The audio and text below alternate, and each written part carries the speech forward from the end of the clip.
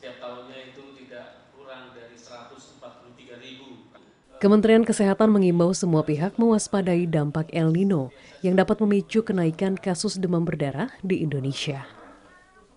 Hal tersebut disampaikan Direktur Pencegahan dan Pengendalian Penyakit Menular Kemenkes, Imran Pambudi, dalam peringatan ASEAN Dengue Day 2023 di Jakarta, Senin 12 Juni. Imran mengungkapkan frekuensi gigitan nyamuk akan meningkat 3-5 kali lebih ganas ketika suhu di suatu negara mencapai di atas 35 derajat Celcius. Kondisi kekeringan akibat fenomena El Nino ini dikhawatirkan membuat air yang berada pada sebuah wadah atau genangan menjadi tempat berkembang biaknya jentik nyamuk.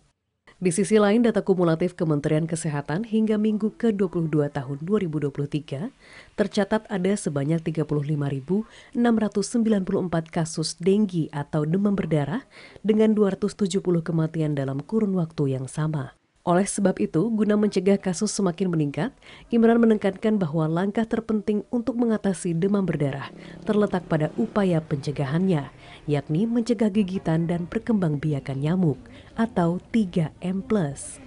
Kalau sekarang yang kita lakukan justru jangan sampai ada jentik-jentik nyamuk itu. Makanya bagaimana supaya tidak ada jentik, ya menguras, ya 3M itu harus selalu kita gaungkan gitu. Kemudian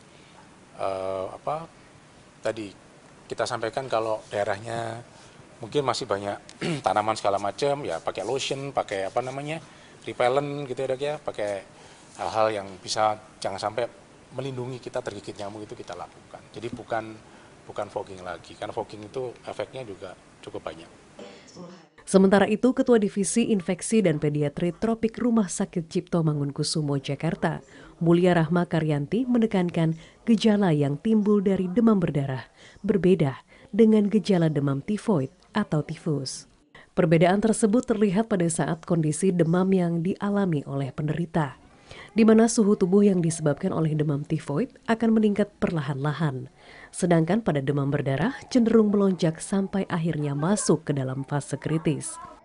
Jadi DBD sama infeksi dengue dan infeksi tifoid itu demam tifoid itu beda. Yang infeksi dengue itu penyebabnya virus, sedangkan infeksi demam tifoid itu penyebabnya bakteri Salmonella. Jadi demamnya juga akan beda, yang satu virus, satu bakteri. Biasanya demam pada virus itu demamnya mendadak tinggi. Jadi tadinya anaknya normal, tahu-tahu 39. Sama yang khas pada infeksi virus adalah mukanya merah.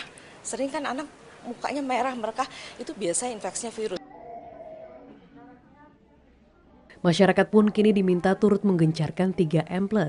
Sementara pemerintah daerah diingatkan untuk melakukan pemantauan lebih teratur dan mempersiapkan seluruh kebutuhan logistik kesehatan sebagai bentuk antisipasi lonjakan kasus jika sewaktu-waktu terjadi.